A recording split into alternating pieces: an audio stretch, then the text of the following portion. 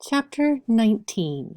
The Baroque in Italy and Spain in the 1600s. Baroque is the French term meaning irregular pearl. This is referring to something that's contorted, even grotesque. So what's happening in the world during this point in time? We have a lot of colonization on the east coast of North and South America, Polynesia, and Asia. We have Jesuit missionaries going to Japan, China, India, and the Americas. Baroque as a style is a global style. It even reaches over to the Americas thanks to these colonies. Religiously, we're going to be talking about the Counter-Reformation. We had the Catholic Church, we have the Reformation thanks to Martin Luther, and now we have a Counter-Reformation happening in the Catholic Church. Some of the saints coming out of this time period are Ignatius of Loyola, Francis Xavier, Teresa of Avila, and Filippo Neri. Some of the innovations happening thanks to some of the scientific discoveries. We have Galileo and his inventions. Remember, Galileo was opposed by the Jesuits and by Pope Urban VIII. We had Copernicus in 1530 talking about the sun being the center of the universe, not the earth. We have Isaac Newton in 1687 with Principia Mathematica. In this, he's dealing with motion and gravity. We have Tycho Brahe. He's dealing with star positions. We have Kepler and his elliptical orbits. The microscope is invented in 1590, so we have a lot of innovations happening at this time. Now, let's talk about Baroque as it happens to refer to art. So when we're talking about Baroque, we're going to be talking about drama. Now, whether that drama is depicted in paintings as we see here, or in architecture where we'll see it later. In the palaces, in the architecture, we're going to see it with a monumental scale. We're going to have dramatic spaces and lighting, floor-to-ceiling decoration. Also, we're going to be talking about something very different from Baroque, and that is genre painting. These are scenes from everyday life. Sometimes they illustrate proverbs, plays, oftentimes kind of a moralizing piece. So we'll be talking about that later on. Let's start off with Michelangelo Merisi, but as we know him, Caravaggio. He got the name Caravaggio after his birthplace. He moves to Rome in 1590. This is the Contarelli Chapel there in Rome. He created 3 monumental canvases for this, devoted to St. Matthew and the angel, the martyrdom of St. Matthew, and the calling of St. Matthew. We're going to focus in on one of these. This is in the church San Luigi de Franceschi. The church was founded in 1518 by Cardinal Giulio de' Medici, later Pope Clement VII, and was designed by Giacomo della Porta and finished in 1589. We're going to focus in on Calling of St. Matthew, again, one of 3 paintings Caravaggio did for this church. Now, one of the things that he does is he uses everyday people for models. So he's using his friends, his family, people from the street. These are the people that he is using as the models in his paintings. He tends to be very naturalistic, not idealized when he is depicting these people. But the element that makes this Baroque is the drama in the scene that is heightened by this dramatic lighting. So we see this light coming from a window high above and then streaming down into the space. We have large areas of darkness, so there's only focus on the figures, not on the surrounding area. We have Christ actually not even being the center of attention, though we do see his gold halo and he's pointing his finger, but then we follow his finger to the young man that is counting money. Also, an interesting side note, you will notice that Christ and the figure next to him are both in biblical dress. The rest of the figures are in the contemporary dress. By the way, this is John 8:12, the moment that Christ tells Matthew to follow me. This strong beam of light that we see in this work and the work that is coming up, it is called tenebrism. Here's another piece. This is the conversion of St. Paul, the Serassi Chapel in Santa Maria del Popolo in Rome. So we have again that strong beam of light, that spotlight, where the light is just coming directly on one spot, and so we have extreme darkness all around. This is one of two pieces for that church. The other is Crucifixion of St. Peter. These are on the left and the right of the Assumption of the Virgin that was done by Annabelle Carracci. So this is Saul, later to become known as Paul, and he is seeing this light. This is the moment that he is overwhelmed by everything, and he falls off his horse. He sees the light, both spiritually and physically in this piece. And we have, again, a sense of drama where we have the horse possibly even about to step on him. Part of this drama is heightened by the fact that the figures touch the sides of the painting. Saul or Paul's right hand is touching the side and his foot is almost touching the other side. We have a very crowded space. It heightens that emotion. Less dramatic is Caravaggio's The Musicians. Much more sensual, focusing on a couple of figures. Now, some people actually argue that it's just two figures that are depicted in different angles, and some say that it is four individual boys. Life-sized, half-length, for the patron Cardinal del Monte. Now, Caravaggio himself is just as dramatic as his paintings. He's highly argumentative, always getting into fights. In fact, in 1606, he ends up killing his friend Ranuccio Tommasoni. This was in a duel. The reason for the duel is a little murky. Some say it was over a game of tennis, and some say it was over a courtesan. But regardless, he did kill Ranuccio. He fled Rome, and he actually died soon after at only the age of 38. There's a lot of questions about his death. Some people say that he died from lead poisoning from painting. Lead was oftentimes used, especially with white pigments. Some say that he caught typhus or even malaria. And the third conspiratorial reason could be that he was assassinated by the Knights of Malta.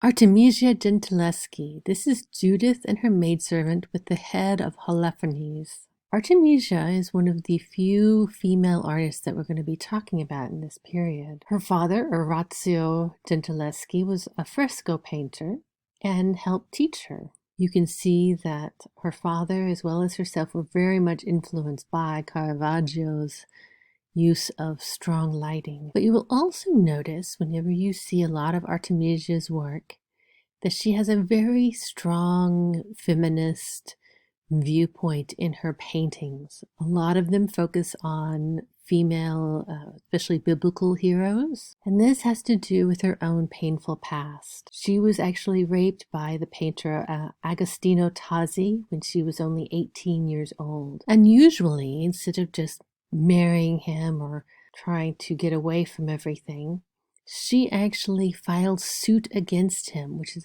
highly unusual for the time. She was actually tortured by the use of thumbscrews to make sure that she was telling the truth. The major issue ended up in this trial was the fact that Tazzi had taken Artemisia's virginity. Ultimately, Tazzi was only sentenced to jail for 8 months. She ended up marrying Pier Antonio Diatezi right after the trial finally ended. They ended up having 2 daughters together before divorcing later in 1621. She was the first woman to become a member of the Accademia dell'Arte del Disegno in Florence. As I said, she tends to use a lot of biblical heroines, Bathsheba, Judith. A lot of these figures repeat a lot in her works. This story, Judith, she's a Jewish widow who is traveling with her maid, and she ends up coming to this Assyrian general. She ended up getting him drunk, going to his tent with him, and cutting off his head. So we see Judith, like she heard a noise, so she looked up, and you can see that she is illuminated by this single candle in the room, and her servant is trying to push the head into a cloth bag. Artemisia worked in London from 1626 to 1639, when her father was court painter for King Charles I. These are some other images of paintings that Artemisia did of this same subject matter. So you can see these are very bloody, gory, not something you would expect from a female painter of this time. Not everything she did was that, though. This is a self-portrait as the allegory of painting, known as La Pittura. So we see her in this beautiful green dress, painting, doing what she loves. Annabelle Carracci, love of the gods. Carracci arrives in Rome from Bologna in 1595. He's attempting to emulate Raphael, Titian, Michelangelo, the greats of this time period. This is part of the Farnese Palace and was commissioned for a family wedding. He's utilizing trompe-l'oeil, or fool the eye. The frames, if you will, are all painted on. Another term for you, di sotto in su, from below to above. So it also takes into account the viewpoint of you, the spectator. Guido Reni, Aurora. This is Apollo in his chariot bringing the sun, as you can see the ball of light behind him. This is all led by Aurora, or the dawn. We have possibly the three graces, the three women there in the back. We have Apollo bringing the sun. We have Aurora, the dawn, as we see them going across the sky. This is a Guido Reni of St. Peter that we have in the Maybeguer Museum of Art's collection. We know that it's St. Peter because of the key there on the bottom left. This piece is by Guercino. Guercino is a nickname. His real name is Giovanni Francesco Barbieri, but he is known as Guercino, or Squinty-Eyed One. He and Agostino Tazzi worked on this together. Yes, the same Tazzi that we talked about earlier. After he served his 8 months in prison, he was able to resume life as a painter. No other consequences for the act. This is again Aurora. So we have again an illusionistic framework being painted up there, combining with this intense colors and light as we're bringing the light across the sky / ceiling. This work, Esther Before Ahasuerus, is by Guercino at the Maybeguer Museum of Art. Very large, again, very Baroque, very dramatic piece. This is when Esther goes before King Ahasuerus to try to save her people, the Jewish people. She goes in unannounced, unrequested, and so the king could actually have her being put to death immediately for this rebellious act. He, of course, doesn't. He is extending his scepter to her and putting his hand to his heart because he loves her and is happy to see her. And she passes out because of the extreme stress and emotion. So again, very Baroque. Okay, let's talk about some architecture. This is the facade of St. Peter's. So again, we're going to talk about St. Peter's for a while. This is the facade by Carlo Maderno. We have some colossal orders. We have, again, these columns that are going more than one story. So that's the colossal part. We have columns and pilasters. Those are those columns that are kind of flattened against the building itself. After Maderno's death, we have Gian Lorenzo Bernini working on the project. And he's working on the arms, if you will, of the church. This right here. So think of this as these kind of arms coming out of the church, encircling the plaza or the piazza, and therefore also encircling the throngs of people who gather there. Bernini is working on these arms, or the elliptical arch, and as well as the piazza itself. Another view of that. All along the way, there are life-size statues of various popes and saints. Now inside, Bernini is also working on something called the Baldacchino. After Moderno's death in 1629, Bernini becomes the architect of St. Peter's. But what they realize is this is such a massive church that they need a way for people to be able to see and focus on the altar. So the Baldacchino, this big canopy thing that's going above this altar. It is 100 foot tall. It is made from bronze from the Pantheon. We have 4 twisted columns like Solomon's temple. It is directly under Michelangelo's dome and directly above the crypt of St. Peter. There are casts of actual leaves, vines, and lizards all over this. So this is a Christmas Mass, but you can see the massive structure and see that this is such a huge structure above the altar. You really get a sense of the scale with this. So we have angels, we have scrolls, we have vines. We also at the very top, we have an orb with a cross over it. This is supposed to represent Christianity spreading across the world. We also have bees on this. This is referencing the Barberini family, which is Pope Urban VIII's family. So this is a good illustration. On the left-hand side, we can see how the ideas for the church itself changed radically from Bramante to Michelangelo to the finished product, and how it just radically changed. And then on the right-hand side, we see the Baldacchino inside, and again, just the massiveness of this church. So as a wrap-up, these are the major artists who worked on redesigning St. Peter's. This is not an exhaustive list, but this is the list of the major artists working on St. Peter's. Pier Tommaso Campini and Francesco Traversani. This is a nocturnal clock. First of all, it's hard to tell in this photo, but this is actually 5 feet tall. This is not a little clock on a mantelpiece. This is 5 feet tall. It is made of marble, lapis lazuli, black ebony, gilt bronze, and that is an oil painting there in the center. Now at this point in time, most clocks are not that accurate. They're also very loud and annoying sometimes. And so the problem is Pope Alexander VII was an insomniac. So he wanted a clock that could be silent and readable at night. So Bernini was telling him about a nocturnal clock he had seen in France earlier, and he wanted one. So he asked Piero Campini to work on this. The numbers are lit from a hidden oil lamp behind the numbers. A drum is used to squash the tick-tock sound of the pendulum. So the painting is by Francesco Traversani. This is Flight into Egypt. So yes, this is a pun, as time flies. Get it? They are fleeing Egypt.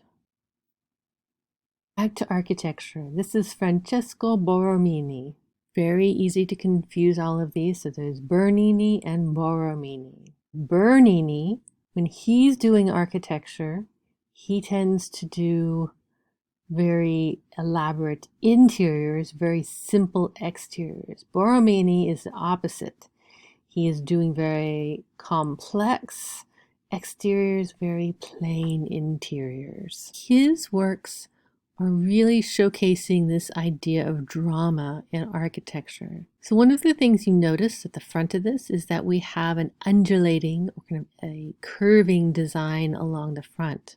You can see that there on the ground.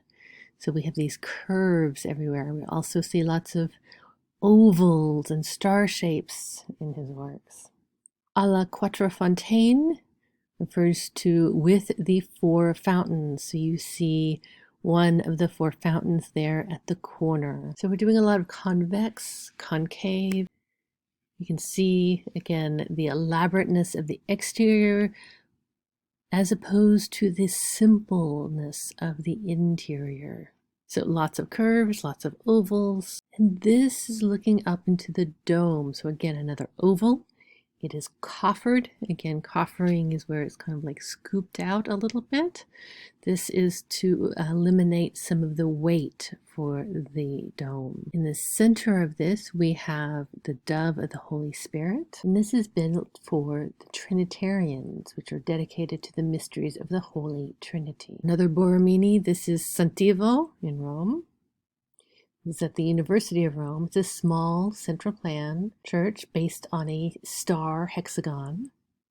The six-pointed star represents sapienza, or wisdom. So here is the interior. We are looking up into the dome here. The stars that you can see going along the walls there of the dome, these reference the Chigi family of Pope Alexander VII. This is Sant'Agnes in Piazza Navona in Rome. This was begun by Carlo Rinaldi and ended up finished by Francesco Borromini. Again, we have some innovations here. Again, you see that undulating, concave, convex design that we're seeing. We also see that the dome is very far forward for this church. And we have these two monumental towers on either side. Now we're going to Piazza Ch19 in Turin. Guarino Guarini is the engineer who created this. Again, lots of ovals, lots of undulation. Guarini does this as an engineer and mathematician. He does this for Duke Carlo Emanuel II. Now you might notice that it's much darker than a lot of the other buildings we talk about, and this is because it actually has the exterior of brick. Now typically when brick was used, and it was used fairly frequently, it was always covered over with marble. In this case, they ran out of money, and so they were not able to cover it with imitation marble or anything else. And this is the dome of the Chapel of the Holy Shroud in Turin, part of the Turin Cathedral. We have, again, the dove of the Holy Spirit in the very center of the 12-pointed star. This is the chapel that holds a shroud that supposedly was the shroud that was wrapped around Christ after he was taken down from the cross. So we have these alternating kind of rings of light as we're kind of going up into this dome area. Baldassare Langena. This is Santa Maria della Salute. This is in Venice. This is at the head of the Grand Canal. This is commemorating the end of the plague in 1630. It was begun construction in 1631 and was consecrated in 1687. Salute means health. It is an octagon shape. We also have a double-column triumphal arch as the entrance to this church, referencing the connections to Rome. We also see those lovely scrolls that are holding up this dome. So now let's talk about some sculpture in Italy. Stefano Moderno. This is Santa Cecilia. She was a 2nd century saint of music. She's typically shown as a young woman alive playing an instrument, but in 1599 her body had actually just been found in the church of Santa Cecilia, and supposedly when her body was unearthed, it looked like she was just asleep. Her body was so perfectly preserved. Now, the story of Saint Cecilia is that Romans tried to kill her in a steam bath, locking her in for a day and a night, but that didn't kill her. So they tried to cut off her head. They tried 3 times to cut off her head, and she actually survived 3 days until she was able to receive the sacrament. So ultimately she did die of her wounds, but she did continue for 3 days. So we see this horrific wound on the neck. So this is a highly unusual piece because we see Saint Cecilia being portrayed as dead, not alive. You can see that with the head that is in an unnatural position. The rest of her body does look like it is sleeping. Gian Lorenzo Bernini. Okay, we have another David here. But this is a Baroque David, so we have a lot of action going on. We don't see Goliath, but he is getting ready to throw the stone. So he is kind of winding himself up in order to throw the stone. And you can see the furrowed brow, and so you see him not as a boy that we've seen before, but as a young man. But we see him in the moment before pretty intense, again, pretty action-packed, as opposed to Michelangelo's David. So here we have Michelangelo's David and we have Bernini's David, and you can see the big differences here. And that is that Michelangelo's is calm. He's at peace. There's no stress in his body. Maybe a little bit in the furrow of the brow. But with Bernini's, you see him being twisted back. You see a very distinct furrowing of the brow. So you can see the stress, you can see the action, you can see the motion that is about to happen. This is the Ecstasy of Saint Teresa, also by Bernini. What we're talking about is this right here. But it is part of this much larger group. So we actually have figures on the very right and very left. We have a lot going on in this space. These are the boxes on the right and the left. And you can see that these boxes are filled with figures. These are members of the Cornaro family. There are a lot of cardinals and doges. So remember a doge, that's a leader of the city. So we have important members both politically and religiously being depicted here. Let's focus in on this sculpture. An angel is about to pierce St. Teresa's heart with a flaming golden arrow. St. Teresa of Avila, so she is of this time period. So she lived from 1515 to 1582. She is actually only canonized as a saint in 1622. She is a member of the Carmelite sisterhood. We have this moment of pain and ecstasy being depicted. And we see those golden rays in the back. Again, the drama. And the drama is heightened even more because actually right behind all of that is a window.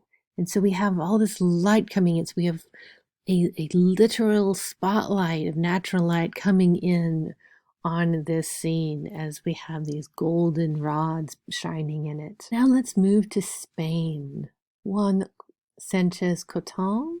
He's a Carthusian monk and the first member of the Toledo School of Still Life Painters. Remember, still lifes are a way that artists can show off their use of light and different materials. Giuseppe de Ribera, this is the club-footed boy. We have this very kind of happy-looking boy. He seems to have a club foot. He is holding his crutch like a kid would hold a toy gun. And in the piece of paper he has in his hand, it's written, "Give me alms for the love of God." So he is begging because of his injury. The idea here is that only through good works may the rich hope to attain salvation. So if a wealthy individual gives to the poor, to the needy, then they kind of earn their way into heaven. It's a very popular idea at this time. Diego Velázquez. This is the water carrier of Seville. He painted this at the age of 20. This is one of 7 paintings depicting acts of mercy. And this is giving drink to the thirsty. Velázquez becomes court painter to King Philip IV, who reigned from 1621 to 1665. Here's Velázquez's Surrender at Breda. This depicts an actual event in the war between the United Provinces, or the Netherlands, and Spain. In 1625, Breda was under siege for 1 year. Justin of Nassau, representing the Dutch, he is bowing there on the left and giving the keys to the city to General Ambrogio de Spinola from Spain, who had gotten off his horse to graciously accept. So this actual event didn't happen. So the war happened, the siege happened, all of those are real things, but this handing over the key of the city, this is a made-up event. So on the right, we see the Spanish troops and we see their tall lances all standing straight. So the idea that these are well-armored, well-trained military men. And we see just a handful of halberds and spears on the other side, showing that there's much fewer men to defend their space. So this was painted in 1635 for King Philip IV's throne room. This painting by Velasquez is Juan de Parga. King Philip IV had sent Velasquez to Rome in 1648 to purchase paintings and antique sculpture. He was trying to also get permission to paint Pope Innocent X. While he's kind of waiting around Rome, doing these errands for the king, he's also painting some people, including Juan, who is his assistant and possibly servant, who is of Moorish descent. So this is a half-length, three-quarter view portrait of the man. A couple of things I want to point out. One is that he is depicting him in a very kind of regal light. The man is standing straight up, looking directly at us, the viewer, like an equal. But we do know his position and his lack of funds by looking at his clothing, and specifically looking at some of the rips and tears in his clothing. So we know that he is not well paid, but we do have this deep respect Velasquez has for Juan. And yes, Pope Innocent X finally did sit for Velasquez, so the wait was not for naught. This is Velasquez's probably most famous work, The Maids of Honor. This is Princess Margarita. She is the focus of this painting. We see her with her playmates and her maids of honor. But there's a lot going on here. We see Velasquez. He's the gentleman with the red cross right here. He's painting on this giant canvas. And we have an idea of who he's painting by looking in this mirror. So we have a mirror seeing the king and queen.